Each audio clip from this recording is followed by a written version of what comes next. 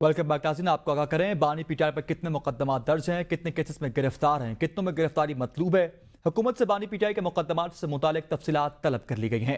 पाकिस्तान तहरीक इंसाफ के रहनुमा शाहिद खटक ने कौमी असम्बली सेक्रेटरीट में सवालात भी जमा करा दिए हैं। आपको अहम खबर से आगाह कर रखे, हुकूमत से बानी पीटीआई के मुकदमात से मुतालिक तफसीलात तलब की गई हैं और पीटीआई रहनुमा शाहिद खटक ने कौमी असम्बली सेक्रेटरीट में सवालात जमा करा दिए हैं। बानी पीटीआई पर कितने मुकदमा दर्ज हैं, कितने केसेस में गिरफ्तार हैं, कितनों में गिरफ्तारी मतलूब है।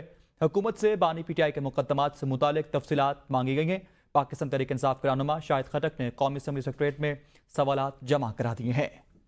आपको कहा कर रखे, पीटीआई रहनुमा शाहिद खटक ने कौमी असम्बली सेक्रेटरीट में सवालात जमा करा दिए हैं। इस हवाले से मजीद तफसीलात भी जान लेते हैं। अपने नुमाइंदे हमारे साथ मौजूद हैं, इमाद अहमद से। इमाद, आगाह कीजिएगा इस हवाले से मजीद। जी बिल्कुल, बानी पीटीआई पर कितने मुकदमात दर्ज हैं, कितने केसेस में वो गिरफ्तार हैं और कितने केसेस में उनकी गिरफ्तारी जो है वो मतलूब है, इस हवाले से हुकूमत से जो है तफसीलात जो है वो मांग ली गई हैं। और पाकिस्तान तहरीक इंसाफ के रहनुमा शाहिद खटक ने कौमी असम्बली सेक्रेटेरिएट में एक सवाल जमा करवाया है और उस सवाल में वज़ीर दाखिला से बानी पीटीआई पर दर्ज कुल मुकदमात की तफसील पूछी गई है।